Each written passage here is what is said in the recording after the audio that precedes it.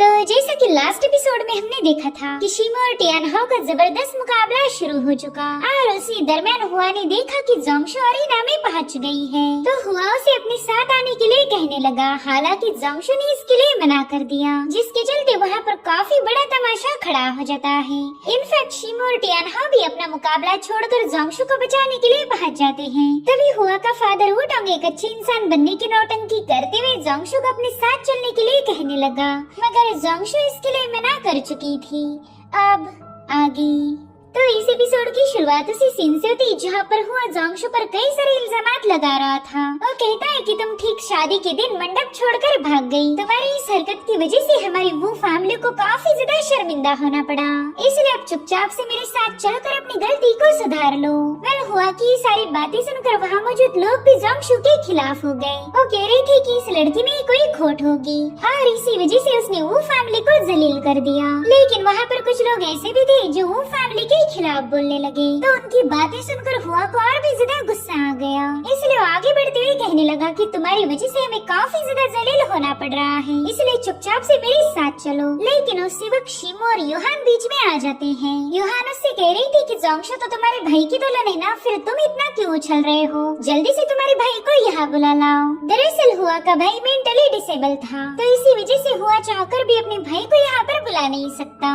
उतने में ही वुडोंग बीच में आते हुए शिमो से कहने लगा कि तुमने और तुम्हारी सिस्टर ने मिलकर हमारी दुल्हन को अगवा किया था, इसके लिए मैं तुम दोनों को काफी अच्छी सजा दे सकता हूँ, लेकिन मैं ऐसा नहीं करूँगा। तुम दोनों काफी ज्यादा यंग हो, इसलिए मैं तुम्हारी इस नादानी को माफ कर रहा। साथ ही मैं जिन फैमिली के साथ ताल्लुकात खराब नहीं करना चाहता, इसलिए अब यहाँ पर और तमाशा खड़ा मत करो। उतने में ही जोंगशू सामने आते हुए कहने लगी कि हाँ, मैं ये बात मानती हूँ कि वो फैमिली के साथ मेरा मैरिज कॉन्ट्रैक्ट था, लेकिन वो आगे कुछ बोल पाई इससे पहले हुआ ने सबके सामने अनाउंसमेंट कर दी कि देखो इस लड़की ने अपनी गलती मान ली है, मगर अब जोंगशू भी खामोश रहना नहीं चाहती। वो हुआ से कहने लगी कि तुम्हारी वो फैमिली ने हमारी एग्रीमेंट को ब्रेक किया। तुम मेरी शादी अपने पागल भाई के साथ करवाना चाहते थे, जो कि बिल्कुल भी सही नहीं है, जबकि मेरी शादी तो हुआ के साथ फिक्स हुई थी। फिर वुशुन का नाम इनविटेशन कार्ड पर क्यों डाला गया? जो सुनते साथ ही अब वहाँ मौजूद पब्लिक वो फैमिली पर काफी सारे सवाल उठाने लगी। उन्हें ये समझ नहीं आ रहा था कि वो जोंगशू की शादी अपने पागल बेटे के साथ क्यों करवाना चाहते थे। आखिर इसके पीछे की सॉलिड वजह क्या होगी? साथ ही जोंगशू बता रही थी कि वो फैमिली ने खुद होकर कॉन्ट्रैक्ट को ब्रेक किया, और वैसे भी जिस बंदे के साथ मेरी शादी फिक्स हुई थी वो बिल्कुल भी मुझे पसंद नहीं करता। ना ही मैं यंग मास्टर हुआ को पसंद करती हूँ और ना ही वो मेरे टाइप के हैं, तो क्यों ना इस रिश्ते को यहीं पर ब्रेक किया जाए। जिस पर हुआ गुस्से में कहने लगा कि ना, इसका फैसला तेरे हाथ में तो बिल्कुल नहीं। मगर शिमो दोबारा से उसके सामने आ गया। वो कह रहा था हुआ तूने जरा अपनी जुबान पर लगाम लगाना चाहिए। ये कॉन्ट्रैक्ट दोनों फैमिलीज ने मिलकर तय किया था, मगर अब जोंगशू उसके लिए मना कर रही है, तो तुम उस पर जबरदस्ती नहीं कर सकते। और वैसे भी जोंगशू के फादर अब इस दुनिया में नहीं रहे, तो जोंगशू खुद अपनी जोंग फैमिली को रिप्रेजेंट करेगी। जिस पर हुआ कहने लगा कि ये हमारी फैमिली का इंटरनल मैटर है, तो तुम इसमें दखल नहीं दे सकते। वहीं पर जुआन भी शिमो के खिलाफ हो चुका था। वो कह रहा था शिमो, हम दोनों भी जिन फैमिली के मेंबर्स हैं, तो बेवजह वो फैमिली के मसलों में इंटरफेयर मत करो। लेकिन उतने में वांग टियानहाओ कहने लगा कि मैं शिमो के साथ अग्री हूँ। अब ये बस दो फैमिलीज की रेपुटेशन का सवाल नहीं रहा, बल्कि ये तो जोंगशू की जिंदगी का सबसे बड़ा डिसीजन है, इसलिए हमने इस बात की तह तक जाना चाहिए कि आखिर गलती किसकी थी। उतने में ही वो फैमिली का हेड वुडोंग अपने बेटे से कहने लगा कि वो आप तुम पीछे हट जाओ, यहाँ से आगे का सारा मैटर मैं खुद हैंडल करूँगा। और अब वुडोंग जोंगशू से कहने लगा कि तुम्हारे फादर मेरे सबसे पुराने दोस्त थे, उन्होंने मुझ पर भरोसा करके तुम्हारी जिम्मेदारी मुझ पर सौंपी थी, इसलिए ये तो मेरा फर्ज बनता है कि मैं तुम्हारा ठीक से ख्याल रखूं। अब तुम खुद बताओ, जब से तुम वो फैमिली में आई थी, क्या तब से हमने कभी तुम्हें किसी बात के लिए परेशान किया? हमने तो तुमसे कभी कोई दहेज की बात भी नहीं की। हाँ, मैं मानता हूँ कि तुम्हारी शादी को लेकर थोड़ी बहुत मिसअंडरस्टैंडिंग हुई, लेकिन कोई बात नहीं, तुम मेरे साथ चलो और मैं सब कुछ तुम्हें एक्सप्लेन कर दूंगा। जरा अपने आसपास देखो, यहाँ पर ऐसे कई सारे लोग होंगे जो तुम्हारी मजबूरी का फायदा उठा सकते। तुम्हारी रेपुटेशन पूरी तरह से डिस्ट्रॉय हो जाएगी, तो मैं ये बिल्कुल भी बर्दाश्त नहीं कर पाऊंगा। आफ्टर ऑल तुम मेरी अच्छी दोस्त की बेटी हो। अब यहाँ पर जोंगशू उन लोगों को देखकर काफी ज्यादा परेशान हो गई। उसे अच्छे से पता था कि वो फैमिली कोई भी इल्जाम खुद के दामन पर नहीं लगा लेगी, बल्कि सारा ब्लेम जाएगा जोंगशु पर। वेल यहाँ पर शिमू को भी पता था कि जोंगशु काफी बड़ी मुसीबत में फंस चुकी है, इसलिए जोंगशु से कहने लगा कि मिस आपको वो फैमिली में जाना है या फिर कहीं और, इसका फैसला आप पर होगा। अगर आप वो फैमिली के साथ नहीं जाना चाहती तो मैं खुद आपको फिंगजिंग सिटी से बाहर किसी सेफ जगह पर पहुंचा दूंगा। और उतने में जोंगशु ने आगे आकर वुटांग से सवाल पूछा, कहीं आप मेरी हुआ के साथ शादी करवा कर आपके दूसरे बेटे के चेम्बर में तो नहीं भेजोगे? मैं आपसे ये सवाल इसलिए पूछ रही हूँ क्योंकि अब मुझे आपकी वो फैमिली पर रत्ती भर भी भरोसा नहीं रहा। जिस पर वुटांग जवाब देते हुए कहने लगा कि मैं जरूर से तुम्हारी शादी मेरे बड़े बेटे हुआ के साथ करवा दूंगा, लेकिन इन सबसे ज्यादा इम्पोर्टेंट है तुम्हारी रेपुटेशन, इसलिए मैं चाहता हूँ कि पहले तुम घर चलो और वहीं जाकर हम आगे की बात करेंगे। जिस पर जोंगशु कहने लगी, सीनियर प्लीज मुझे माफ कर दीजिए, लेकिन इन कुछ दिनों में मुझे पता चल चुका है कि आपका बेटा हुआ मुझे जरा भी पसंद नहीं करता।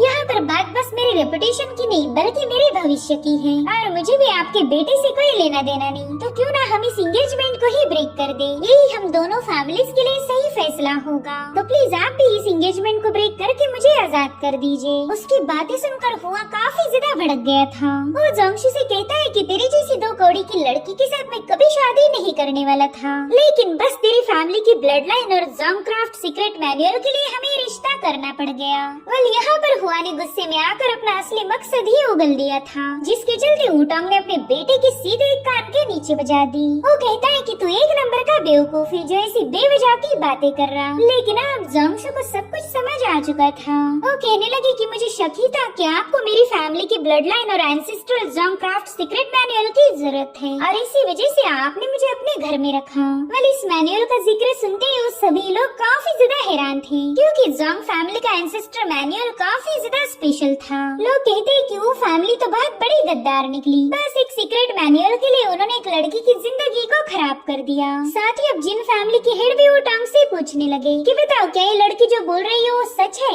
तो वुटांग तुरंत ही सफाइयाँ देते हुए कहने लगा कि ये लड़की सरासर झूठ बोल रही। मैं जानता हूँ कि वो मैनुअल काफी ज्यादा स्पेशल है, लेकिन उसे हासिल करने के लिए भला मैं अपने बेटे का इस्तेमाल क्यों करूँगा। हालांकि वुटांग की बातों पर अब किसी को भरोसा नहीं रहा। यूहान कह रही थी कि पहले तो तुमने उसकी शादी हुआ के साथ फिक्स की, लेकिन जब तुम्हें मैनुअल नहीं मिला तब तुमने जोंगशु से बदला लेने के लिए उसे अपने छोटे बेटे के साथ फंसा दिया। अब यहाँ पर वो फैमिली का पर्दा पूरी तरह से फाश हो चुका था, इसलिए हुआ जबरदस्ती जोंगशु को अपने साथ ले जाने लगा। वहीं पर शिमू उस पर पंच अटैक हिट करने की कोशिश करता है, लेकिन तभी वुटांग ने बीच में आकर उसके पंच को रोक लिया। वो कह रहा था मेरे प्यारे भतीजे अब वो फैमिली के मैटर में इंटरफेयर करने की जरूरत मत दिखाना।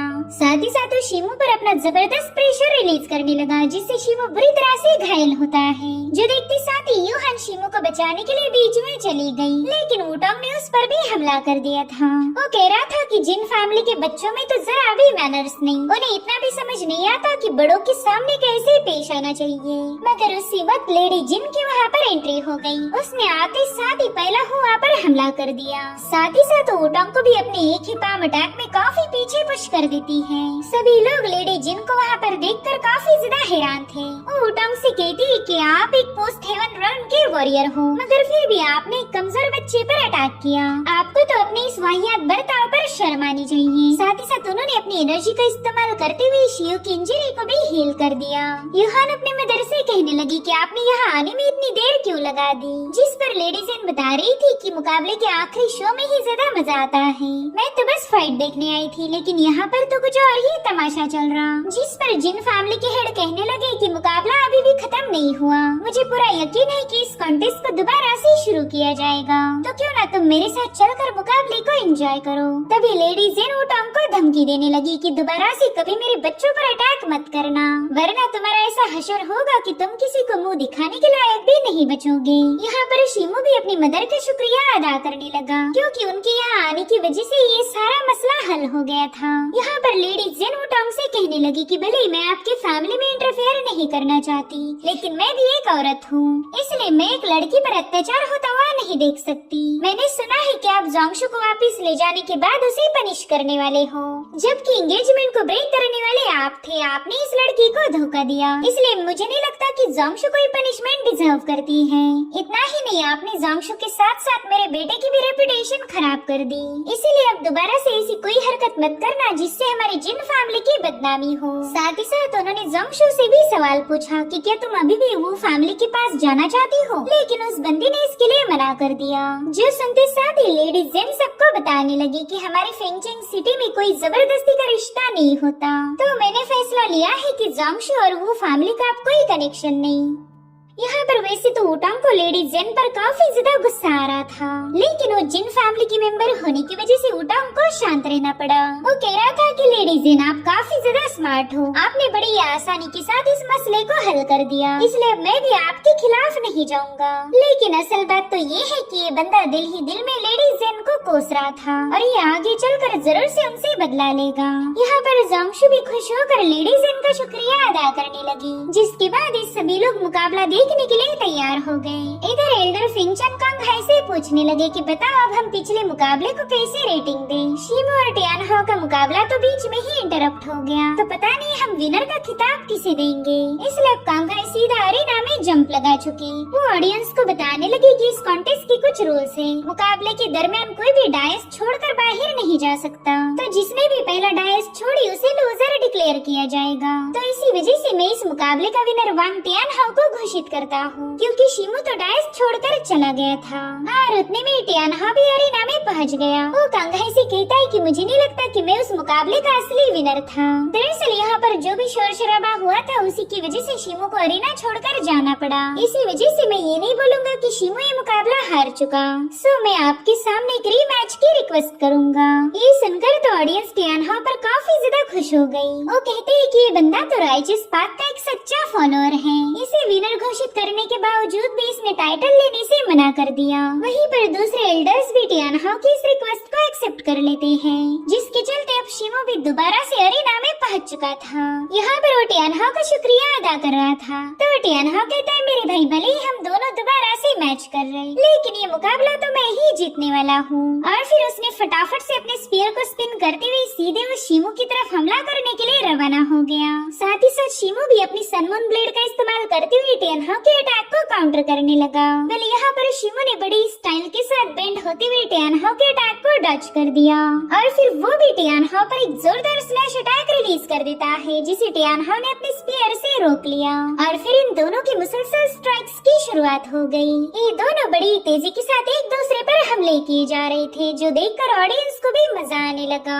इनफैक्ट इनका ये वाला मुकाबला पहले मुकाबले से भी काफी ज्यादा भयानक था। इस बार इन दोनों ने अपनी अल्टीमेट पावर का इस्तेमाल किया था। इधर एल्डर फिंगचान भी कांगहाई से कहने लगा कि तुम तो काफी ज्यादा लकी हो जो तुम्हें शिमो जैसा डिसाइपल मिल गया। जिस पर कांगहाई उसके मजे लेते हुए कहने लगे कि मेरे भाई पिछले जन्म में मैंने काफी अच्छे काम किए थे, तो ब्लेसिंग के तौर पर मुझे शिमो मिल गया। तुम्हारे पास अभी भी वक्त है, अपने कर्मों को जरा सुधार लो। हो सकता है कि तुम्हें भी शिमो जैसा ही कोई पावरफुल डिसाइपल मिल जाए। इधर अरेना में टियानहाओ शिमो की ताकत से काफी ज्यादा इम्प्रेस था।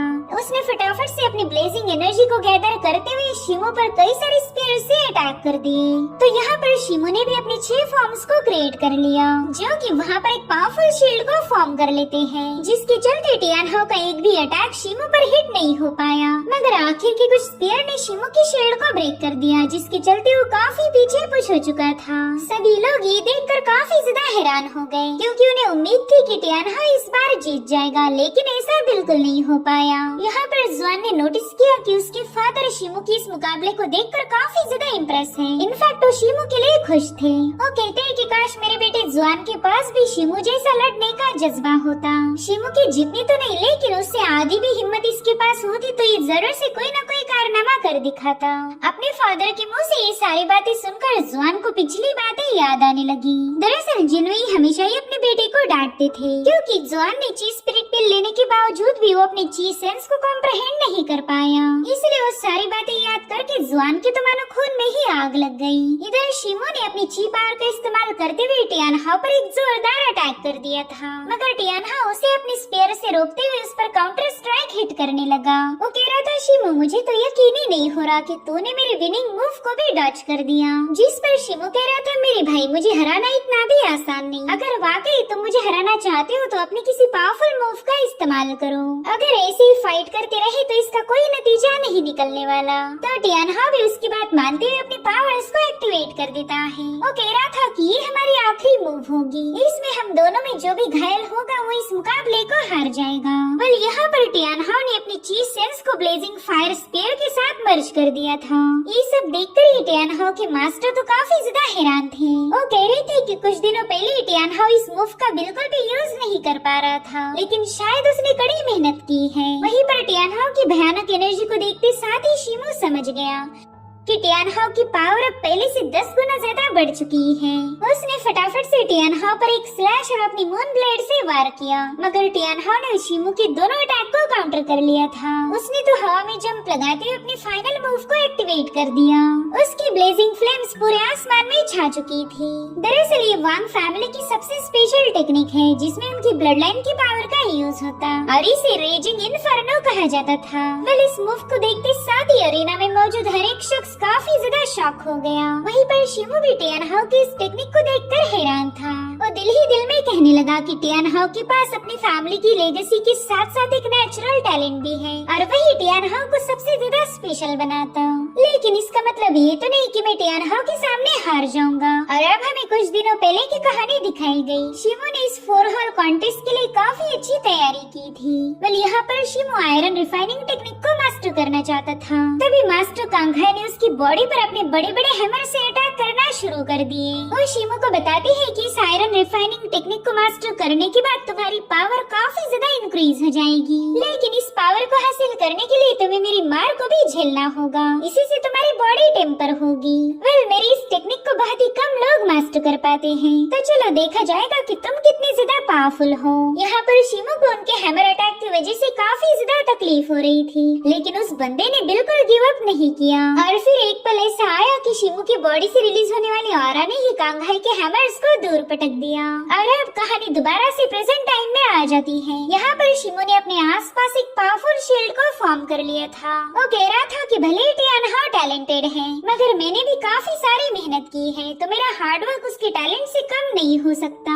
इधर सबके दिल की धड़कनें काफी ज्यादा तेज हो चुकी थी। कई लोगों को तो पूरा यकीन था कि शिमू इस मुकाबले को हार जाएगा, लेकिन उतने में ही शिमू ने अपनी पावर्स को रिलीज कर दिया। यहाँ पर शिमू ने अपने 7 फॉर्म्स को समन कर लिया था। वेल, शिमू ने अपनी इस मूव को नाम दिया था विंड फ्लावर मून स्लैश, जिसे देखते साथ ही टियान हाउ के तो मानो होश ही उड़ गए। और फिर एक ही सेकंड में इन दोनों ने एक दूसरे पर अटैक कर दिया और फिर एक ही सेकंड बाद सब कुछ शांत हो जाता है। टियान हाउ शिमू से कह रहा था कि तुम्हारा ब्लेड वर्क मुझे काफी ज्यादा एक्सीलेंट लगा। और उतने में ही टियान हाउ पर शिमू की ब्लेड का असर हो गया। उसकी बॉडी पर बहुत ही खतरनाक कट लग चुका था। उतने में ही टियान हाउ के मास्टर जू ने वहाँ आकर उसके मेरिडियंस को सील कर दिया और टियान हाउ की तारीफें करते हुए कहने लगे कि तुमने आज काफी अच्छा परफॉर्मेंस दिया। तुम वांग फैमिली के मेंबर हो, तुम जीतोगे भी शान के साथ और हारोगे भी शान के साथ। वहीं पर शिमू भी काफी ज्यादा पैनिक होकर टियान हाउ के पास पहुँच गया। उसे डर था कि कहीं उसके अटैक की वजह से टियान हाउ बुरी तरह से घायल न हो गया। तभी एल्डर जू शिमू से कहते हैं कि तुम्हें घबराने की कोई जरूरत नहीं, मैंने टियान हाउ के मेरिडियंस को ऑलरेडी सील कर दिया है। बहुत ही जल्द उसकी इंजरी भी ठीक हो जाएगी। वहीं पर टियान हाउ भी शिमू के साथ हाथ मिलाते हुए कहने लगा कि आज के मुकाबले में काफी ज्यादा मजा आया। शिमू भी खुश था कि टियान हाउ ने उसके खिलाफ कोई भी ग्रज नहीं रखा, बल्कि वो दोनों तो अब काफी अच्छे दोस्त बन चुके थे।